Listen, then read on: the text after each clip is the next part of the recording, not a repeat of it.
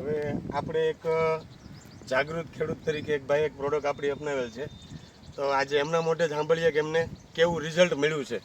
તો સૌથી પહેલાં તો તમારું નામ, ગામનું નામ, તાલુકો અને જિલ્લો કયો છે એ કહો.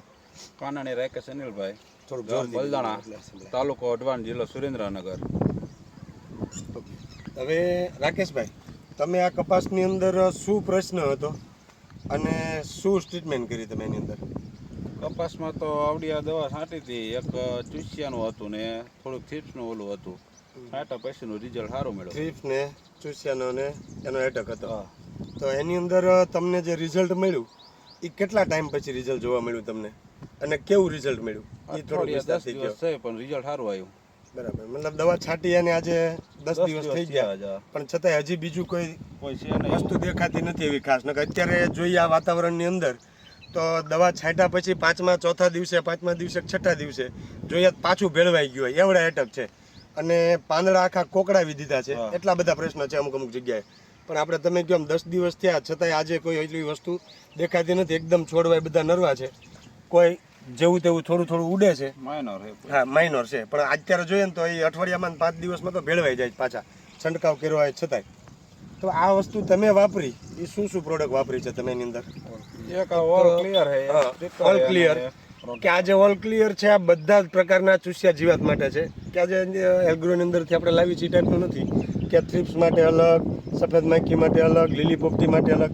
રસ ચૂસવાવાળી બધી જ જીવાત માટે તમારી ચાલશે. બીજું છે પ્રોટેક્ટર 10,000 ppmનું નીમ ઓઇલ. આ બે ભેગું કરવી છે બેનિફિટ શું છે કે એક તો બધી જ જાતની જીવાત ઉપર કામ આપે છે અને લાંબા સમય સુધીનું રિઝલ્ટ આપે છે અને છોડને એકદમ નિરોગી રાખવામાં મદદ કરે છે. અને બાકી બીજું નાખ્યું હતું ભેગું બાયો પાવર સ્ટીકર, જે આપણે ગુંદરિયું કહીએ એ. તો આ રિઝલ્ટથી તમે સંતોષ છો? ના, રિઝલ્ટ સારું હોય. બરાબર. તો હવે બીજા કોઈ ખેડૂતોને આપણે કાંઈ મેસેજ આપવો હોય, કાંઈ સંદેશ આપવો હોય તો આપણે શું કહી શકીએ?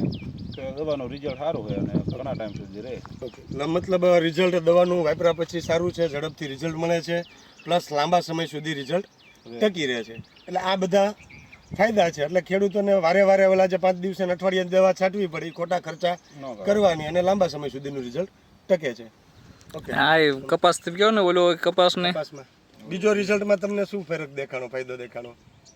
આવડી આ દવા અલગથી છાંટી અને ઓલો ભાઈ બીજી અલગથી ને છાંટી, એમાં હજુ છે અને આમાં કોઈ રીતના પૈસા બરાબર. નથી. મતલબ બાજુના ખેતરમાં જીવાત અત્યારે તમે જાઓ તો જોવા મળે છે અને આમાં નથી. તો એ વસ્તુની દવા તમે બે એક હારે છાંટી હતી કે અલગ અલગ ટાઈમમાં? એક દિવસનો ફેર હતો. એક દિવસમાં. મતલબ તમે પહેલા છાંટી હતી કે એમને? એમને પહેલા છાંટી. એમને દવા પહેલા છાંટી, તમારે પહેલા, બીજા દિવસે તમે છાંટી. અને છતાંય આજે એમાં છે એમાં ઘણો બધો પ્રશ્ન છે ચૂસિયા, થ્રીફ ને જીવાતનો, આપણામાં નથી. તો આ વસ્તુ છે. ઘણા લોકો કે બાજુની દવા છાંટે એમાંથી નહીં તમારો રોગ જીવાત આવે, પણ એવું હતું નથી. છોડવામાં નિરોગી હશે ને, છોડમાં રોગ પ્રતિકારક શક્તિ સારી હશે ને તો બાજુના ખેતરમાં કદાચ ભલે રોગ હશે પણ આપણામાં નહીં હોય. આ મોટો ફાયદો રિઝલ્ટનો.